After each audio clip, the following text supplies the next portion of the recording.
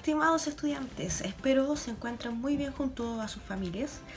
Hoy retomaremos nuestra videoclase y para empezar me gustaría que recordáramos un poco lo que vimos en el último video, el video antes de que comenzaran estas vacaciones media extrañas. En él se habló sobre cómo las decisiones de los autores generan un efecto estético, generan un placer que conmociona los sentidos y la mente de los lectores. Dijimos además que una de esas decisiones que el creador de una obra literaria toma tiene que ver con, por ejemplo, el tipo de mundo en el cual se va a desarrollar la historia. Cuando mencionamos eso, nosotros nos quedamos con un tipo de mundo, el mundo distópico, que hace referencia a esta sociedad futura donde no se le da importancia a las necesidades individuales, sino que lo que interesa es el pensamiento único, una sociedad unitaria. Y por ello los gobiernos en estas sociedades distópicas utilizan el miedo, la ignorancia, para mantener a la sociedad tranquila, controlada. En esta videoclase seguiremos trabajando con el objetivo de la clase anterior. Así nos seguiremos enfocando en la literatura, en el mundo literario. Esta onda de leer este tipo de historias, estos libros, parte de una necesidad, de una necesidad universal, de una necesidad que tiene el ser humano de imaginar, de ser parte de posibles eventos, de ficciones, de realidades posibles. O sea, todos nosotros, cuando chicos sobre todo, inventábamos historias. El que no tenía un amigo imaginario inventaba historias y jugaba con los muñecos, o él encarnaba un personaje y actuaba y hablaba como tal o cual. Personaje sobre todo televisivo, o también de los cuentos. En mi caso personal, cuando chica me cargaba jugar a las muñecas, pero me encantaba creerme heroína, actuar como heroína, como esta heroína media gimnasta, súper cerca en las artes marciales. De hecho, cerca había una casa más o menos abandonada y yo saltaba de una ventana a la otra creyéndome esta superheroína que salvaba a sus amigos. Si no era la Kimberly, de la Ranger rosada de los Power Rangers, era China, la princesa guerrera. Y es que existe una necesidad inherente en el ser humano de imaginar, de crear mundos posibles, de ser parte de la ficción. Y de esto precisamente nos habla Mario Vargas Llosa en la introducción de su libro Las verdades de las mentiras. En la descripción de este video les voy a dejar un link que los va a conducir al PDF de este libro de Vargas Llosa, pero nosotros solo vamos a leer la introducción, que está desde la página 5 de ese PDF a la página 10. Atentos. Desde que escribí mi primer cuento me han preguntado si lo que escribía era verdad. Aunque mis respuestas satisfacen a veces a los curiosos, a mí me queda rondando, vez que contesto a esa pregunta, no importa cuán sincero sea, la incómoda sensación de haber dicho algo que nunca va en el centro del blanco. Si las novelas son ciertas o falsas, importa a cierta gente tanto como que sean buenas o malas, y muchos lectores, consciente o inconscientemente, hacen depender lo segundo de lo primero.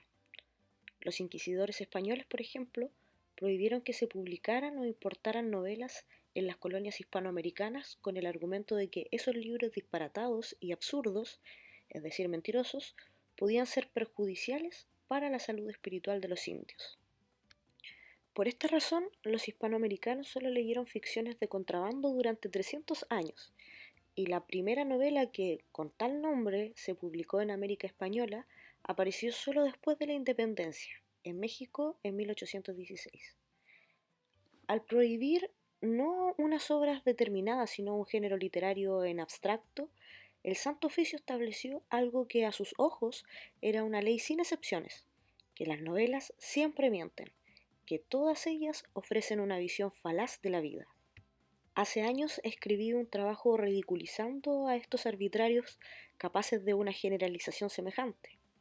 Ahora pienso que los inquisidores españoles fueron acaso los primeros en entender, antes que los críticos y que los propios novelistas, la naturaleza de la ficción y sus propensiones sediciosas. En efecto, las novelas mienten, no pueden hacer otra cosa, pero esa es solo una parte de la historia. La otra es que, mintiendo, expresan una curiosa verdad que solo puede expresarse disimulada y encubierta, disfrazada de lo que no es. Dicho así, esto tiene el semblante de un galimatías, pero en realidad se trata de algo muy sencillo. Los hombres no están contentos con su suerte y casi todos, ricos o pobres, geniales o mediocres, célebres u oscuros, quisieran una vida distinta de la que viven. Para aplacar tramposamente ese apetito nacieron las ficciones. Ellas se escriben y se leen para que los seres humanos tengan las vidas que no se resignan a no tener. En el embrión de toda novela bulle una inconformidad, late un deseo. ¿Significa esto que la novela es sinónimo de irrealidad? ¿Que los introspectivos bucaneros de Conrad, los morosos aristócratas proustianos, los anónimos hombrecillos castigados por la adversidad de Franz Kafka y los eruditos metafísicos de los cuentos de Borges nos exaltan o nos conmueven porque no tienen nada que hacer con nosotros, porque nos es imposible identificar sus experiencias con las nuestras? Nada de eso. Conviene pisar con cuidado, pues este camino, el de la verdad y la mentira en el mundo de la ficción, está sembrado de trampas, y los invitadores oasis que aparecen en el horizonte suelen ser espejismos. ¿Qué quiere decir que una novela siempre miente? No lo que creyeron los oficiales y cadetes del Colegio Militar Leoncio Prado, donde, en apariencia al menos, sucede mi primera novela, La ciudad y los perros, que quemaron el libro acusándolo de calumnioso a la institución. Ni lo que pensó mi primera mujer al leer otra de mis novelas, La tía Julia y el escribidor, y que, sintiéndose inexactamente retratada en ella, ha publicado luego un libro que pretende restaurar la verdad alterada por la ficción.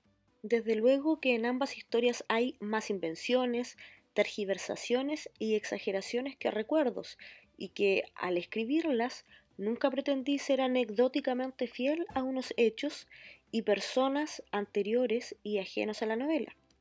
En ambos casos, como en todo lo que he escrito, partí de algunas experiencias aún vivas en mi memoria y estimulantes para mi imaginación, y fantasía algo que refleja de manera muy infiel esos materiales de trabajo. No se escriben novelas para contar la vida, sino para transformarla, añadiéndole algo. En las novelitas del francés Restif de la Bretonne, la realidad no puede ser más fotográfica. Ellas son un catálogo de las costumbres del siglo XVIII francés. En estos cuadros costumbristas tan laboriosos, en los que todo semeja a la vida real, hay sin embargo algo diferente, mínimo pero revolucionario, que en ese mundo los hombres no se enamoran de las damas por la pureza de sus facciones, la galanura de su cuerpo, sus prendas espirituales, etc., sino exclusivamente por la belleza de sus pies. Se ha llamado por eso bretonismo al fetichismo del botín.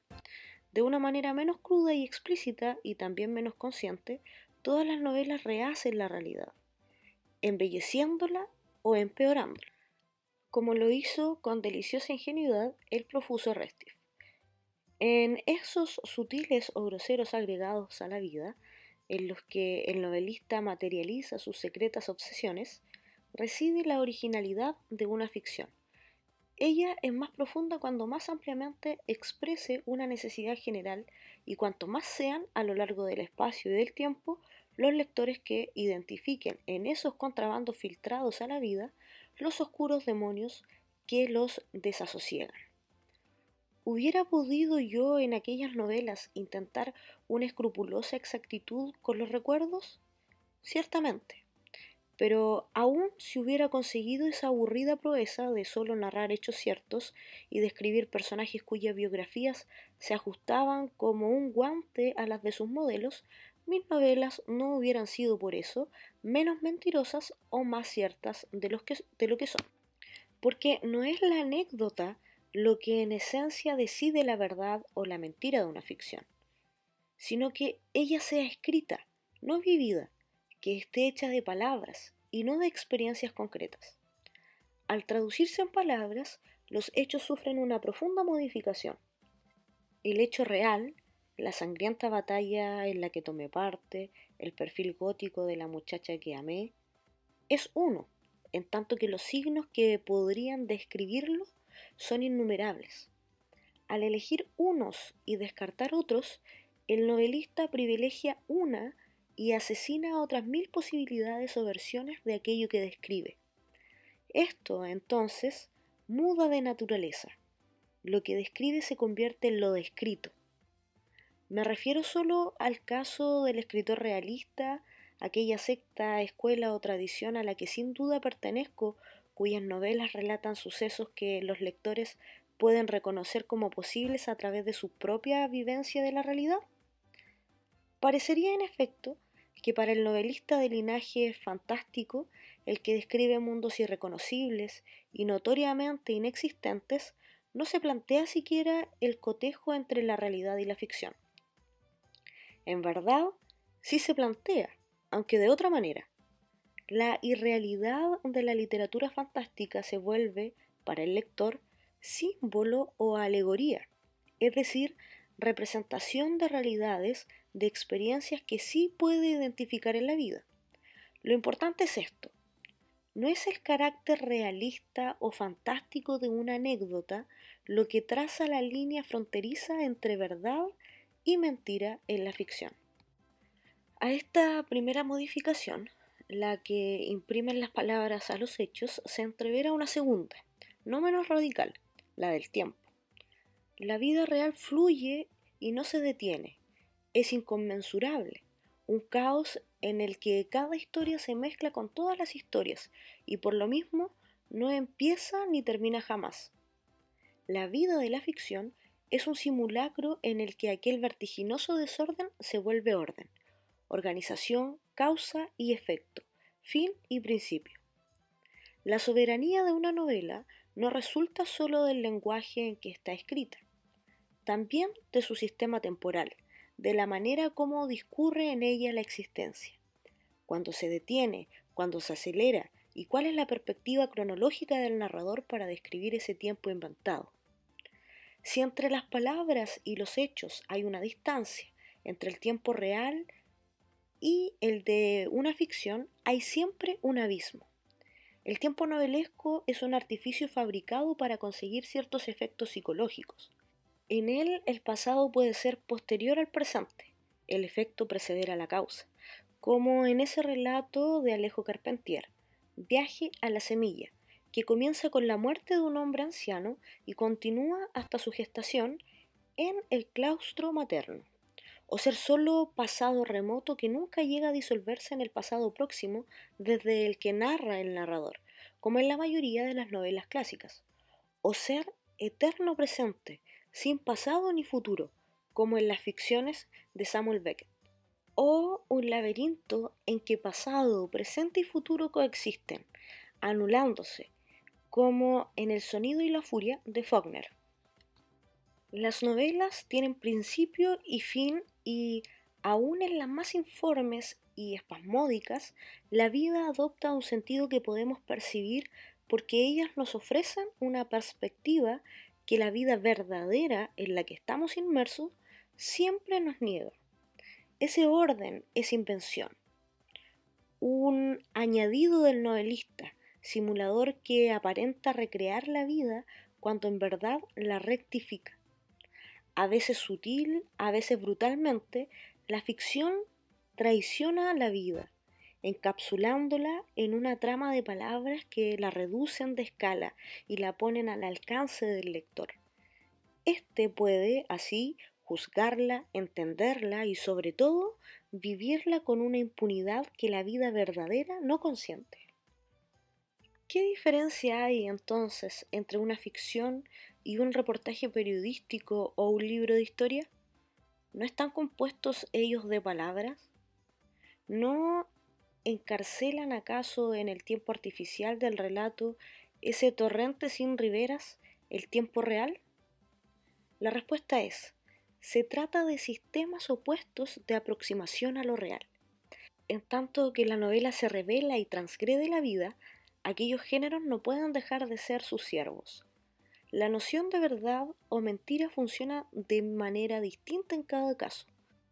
Para el periodismo o la historia, la verdad depende del cotejo entre lo escrito y la realidad que lo inspira. A más cercanía, más verdad, y a más distancia, más mentira. Decir que la historia de la Revolución Francesa de Michelet o la historia de la conquista del Perú de Prescott son novelescas es dejarlas, insinuar que carecen de seriedad. En cambio, documentar los errores históricos de la guerra y la paz sobre las guerras napoleónicas sería una pérdida de tiempo. La verdad de la novela no depende de eso. ¿De qué entonces? De su propia capacidad de persuasión, de la fuerza comunicativa de su fantasía, de la habilidad de su magia. Toda buena novela dice la verdad y toda mala novela miente. Porque decir la verdad para una novela significa hacer vivir al lector una ilusión y mentir, ser incapaz de lograr esa superchería. La novela es, pues, un género amoral, o más bien de una ética sui generis, para la cual verdad o mentira son conceptos exclusivamente estéticos. Arte enajenante, es de constitución anti-brechtiana. Sin ilusión no hay novela. De lo que llevo dicho, parecería desprenderse que la ficción es una fabulación gratuita, una prestidigitación sin trascendencia. Todo lo contrario. Por delirante que sea, hunde sus raíces en la experiencia humana de la que se nutre y a la que alimenta. Un tema recurrente en la historia de la ficción es el riesgo que entraña tomar lo que dicen las novelas al pie de la letra, creer que la vida es como ellas las describen. Los libros de caballerías queman el seso a Alonso Quijano y lo lanzan por los caminos a alancear molinos de viento, y la tragedia de Emma Bovary no ocurriría si el personaje de Flaubert no intentara parecerse a las heroínas de las novelitas románticas que lee. Por creer que la realidad es como pretenden las ficciones, Alonso Quijano y Emma sufren terribles quebrantos. ¿Los condenamos por ello? No, sus historias nos conmueven y nos admiran. Su empeño imposible de vivir la ficción nos parece personificar una actitud idealista que honra a la especie, porque querer ser distinto de lo que se es ha sido la aspiración humana por excelencia. De ella resultó lo mejor y lo peor que registra la historia. De ella han nacido también las ficciones. Cuando leemos novelas no somos el que somos habitualmente, sino también los seres hechizos entre los cuales el novelista nos traslada. El traslado es una metamorfosis. El reducto asfixiante que es nuestra vida real se abre y salimos a ser otros, a vivir vicariamente experiencias que la ficción vuelve nuestras. Sueño lúcido, fantasía encarnada, la ficción nos completa, a nosotros, seres mutilados, a quienes ha sido impuesta la atroz dicotomía de tener una sola vida y los deseos y fantasías de desear mil. Ese espacio entre nuestra vida real y los deseos y las fantasías que le exigen ser más rica y diversa es el que ocupan las ficciones. En el corazón de todas ellas llamé a una protesta. Quien las fabuló lo hizo porque no pudo vivirlas, y quien las lee y las cree en la lectura encuentra en sus fantasmas las caras y aventuras que necesitaba para aumentar su vida.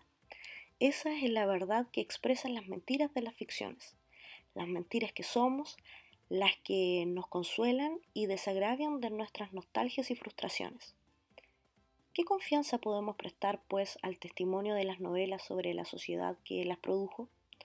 ¿Eran esos hombres así? Lo eran, en el sentido de que así querían ser, de que así se veían amar, sufrir y gozar. Esas mentiras no documentan sus vidas, sino los demonios que las soliviantaron, los sueños en que se embriagaban para que la vida que vivían fuera más llevadera. Una época no está poblada únicamente de seres de carne y hueso, también de los fantasmas en que estos seres se mudan para romper las barreras que los limitan y los frustran. Las mentiras de las novelas no son nunca gratuitas, llenan las insuficiencias de la vida. Por eso, cuando la vida parece plena y absoluta, y gracias a una fe que todo lo justifica y absorbe, los hombres se conforman con su destino. Las novelas no suelen cumplir servicio alguno. Las culturas religiosas producen poesía, teatro, rara vez grandes novelas. La ficción es un arte de sociedades donde la fe experimenta alguna crisis, donde hace falta creer en algo, donde la visión unitaria, confiada y absoluta ha sido sustituida por una visión requebrajada y una incertidumbre creciente sobre el mundo en que se vive y el transmundo. Además de amoralidad, en las entrañas de las novelas anida cierto escepticismo. Cuando la cultura religiosa entra en crisis, la vida parece escurrirse de los esquemas, dogmas, preceptos que la sujetaban y se vuelve caos. Ese es el momento privilegiado para la ficción. Sus órdenes artificiales proporcionan refugio, seguridad, y en ellos se despliegan libremente aquellos apetitos y temores que la vida real incita y no alcanza a saciar o a conjurar. La ficción es un sucedáneo transitorio de la vida. El regreso a la realidad es siempre un empobrecimiento brutal, la comprobación de que somos menos de lo que soñamos. Lo que quiere decir que a la vez que aplacan transitoriamente la insatisfacción humana, las ficciones también la azusan, expoliando los deseos y la imaginación. Los inquisidores españoles entendieron el peligro. Vivir las vidas que uno no vive es fuente de ansiedad, un desajuste con la existencia que puede tornarse rebeldía, actitud indócil frente a lo establecido. Es comprensible por ello que los regímenes que aspiran a controlar totalmente la vida desconfían de las ficciones y las sometan a censuras. Salir de sí mismo, ser otro, aunque sea ilusoriamente, es una manera de ser menos esclavo y de experimentar los riesgos de la libertad. Bien, estimados, ustedes deberán seguir la lectura de esta introducción de manera autónoma para que así ustedes puedan luego realizar la actividad que quedará en el segundo link en la descripción de este video. Les recuerdo que deben realizar su tarea de manera ordenada, dejarla registrada en el cuaderno y luego tomar una foto y enviarla al correo que ustedes ya tienen, pero que de todas formas va a quedar en la descripción. Eso es todo por hoy, estimados del tercero Vicente Huidobro. Cualquier duda o consulta que tengan, no duden en escribir en mi correo, estamos para ayudarles. Que estén muy bien, cuídense ustedes, cuiden a sus familias. Adiosito, nos vemos pronto.